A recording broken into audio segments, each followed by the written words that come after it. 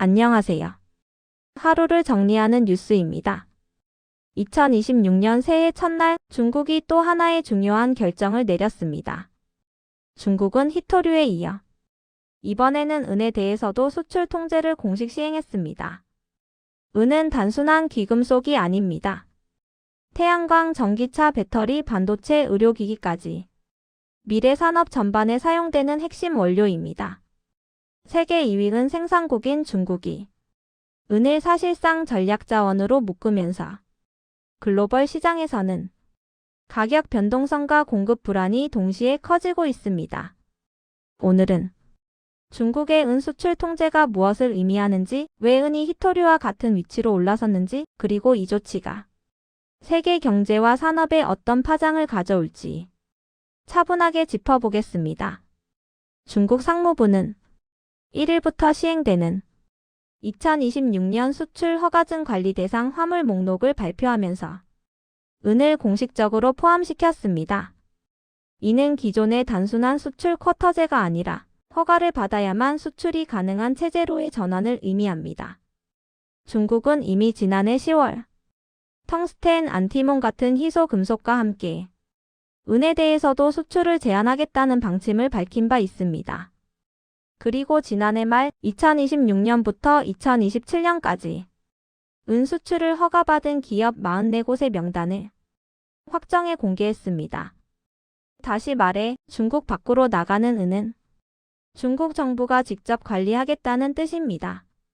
이번 은 수출 통제의 핵심은 조건의 강화에 있습니다. 새 제도에 따르면 수출 허가를 받으려는 기업은 2022년부터 2024년 사이 매년 은을 실제로 수출한 실적이 있다는 것을 증명해야 합니다. 단순히 은을 생산하거나 보유하고 있다는 이유만으로는 수출이 허용되지 않습니다. 중국은 이번 조치의 공식적인 배경으로 자원 보호와 환경 보호를 내세우고 있습니다. 하지만 중국 공산당 기관지 계열 매체인 증권시보는 이번 정책의 본질을 이렇게 설명했습니다. 은이 공식적으로 국가 전략자원 목록에 포함됐으며 일반 상품에서 전략 물자로 지위가 격상됐음을 의미한다. 이 문장은 매우 중요합니다. 은이 더 이상 시장에 맡겨진 상품이 아니라 국가가 통제하는 전략 자산이 됐다는 뜻이기 때문입니다. 이 대목에서 많은 전문가들이 희토류를 떠올리고 있습니다. 중국은 이미 희토류를 통해 글로벌 공급망에서 강력한 영향력을 행사해 왔습니다. 그리고 이제 은도 그와 같은 길을 걷기 시작했습니다. 은 수출 관리를 희토류와 동일한 수준으로 끌어올렸다는 것은 중국이 핵심 광물이 공급망 무기화 전략을 확대하고 있다는 신호로 해석됩니다. 왜 하필 은일까요? 은은 귀금속이면서 동시에 가장 활용도가 높은 산업재 중 하나입니다. 전자기 회로, 태양광 패널의 집전판, 전기차 배터리, 의료기기, 고성능 반도체까지 은이 쓰이지 않는 첨단 산업을 찾기 어렵습니다. 특히 태양광 산업에서는 은의 사용량이 매우 큽니다. 전 세계가 재생에너지 전환을 가속화하는 상황에서 은 수요는 구조적으로 증가하고 있습니다. 여기에 전기차, AI 데이터 센터, 반도체 산업까지 겹치면서 은은 더 이상 대체 가능한 금속이 아닙니다. 미국도 이 점을 잘 알고 있습니다. 미국은 지난해 11월 자국 경제와 국가 안보에 필수적이라고 판단한 핵심 광물 목록에 은을 새롭게 추가했습니다. 기존에는 구리, 리튬, 우라늄 등이 중심이었지만 이제 은도 국가 전략 차원에서 관리해야 할 자원으로 분류된 것입니다. 중국의 은 수출 통제가 단순한 경제 정책이 아니라 미국을 포함한 서방 국가들과의 전략 경쟁의 연장선이라는 분석이 나오는 이유입니다. 실제로 이 조치를 두고 미국 산업계에서도 우려의 목소리가 나오고 있습니다. 지난달 27일 테슬라의 일론 머스크 최고 경영자는 SNS를 통해 중국의 은 수출 통제에 대해 이것은 좋지 않다고 짧게 언급했습니다. 그는 은은 많은 산업 공정에서 필요하다고 덧붙였습니다. 이 발언은 단순한 개인 의견이 아니라 전기차 배터리 에너지 산업 전반의 불안을 대변하는 메시지로 받아들여졌습니다. 이러한 우려는 이미 가격으로 반영되고 있습니다. 지난해 은 가격은 연초 대비 연말에 150% 이상 급등했습니다. 은 현물 가격은 한때 사상 처음으로 온스당 80달러를 넘어섰고 이후에도 70달러대에서 높은 변동성을 유지하고 있습니다.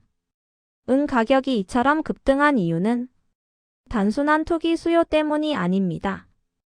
공급 불안, 수요 폭증, 그리고 중국의 정책 변화가 동시에 작용한 결과입니다. 중국은 세계 2위 은 생산국입니다.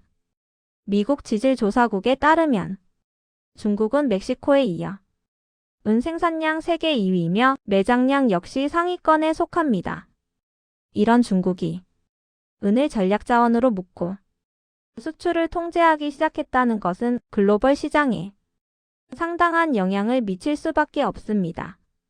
특히 은을 대부분 수입에 의존하는 국가들은 가격뿐 아니라 공급 안정성 자체를 걱정해야 하는 상황에 놓였습니다. 중요한 점은 이 조치가 단기간에 끝나지 않을 가능성이 크다는 점입니다.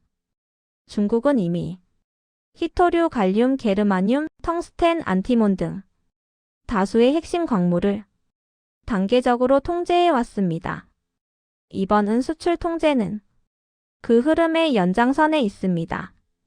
즉, 중국은 더 이상 핵심 광물을 싸게 많이 파는 나라가 아니라 전략적으로 배분하는 나라가 되겠다는 것입니다. 이 변화는 글로벌 기업들의 전략 수정으로 이어질 가능성이 큽니다. 은을 많이 사용하는 기업들은 공급선을 다변화하거나 재활용 비중을 늘리거나 대체 소재를 찾으려 할 것입니다. 하지만 은은 대체가 쉽지 않은 금속입니다. 전기 전도성, 내구성, 화학적 안정성 면에서 은을 완전히 대체할 물질은 아직 제한적입니다. 이 때문에 단기적으로는 가격 변동성이 커질 수밖에 없다는 전망이 우세합니다. 이번 은 수출 통제는 단순히 은 가격 문제에 그치지 않습니다. 이는 미중 전략 경쟁이 군사와 기술을 넘어 자원과 공급망 영역으로 본격 확산되고 있다는 신호입니다. 전쟁을 하지 않아도 핵심 자원을 통제하는 것만으로도 상대국의 산업과 경제에 큰 압박을 가할 수 있기 때문입니다. 중국은 바로 이 지점을 정확히 겨냥하고 있습니다. 앞으로 주목해야 할 것은 다음 세 가지입니다. 첫째, 중국이 다른 금속과 자원으로 통제를 확대할 가능성입니다.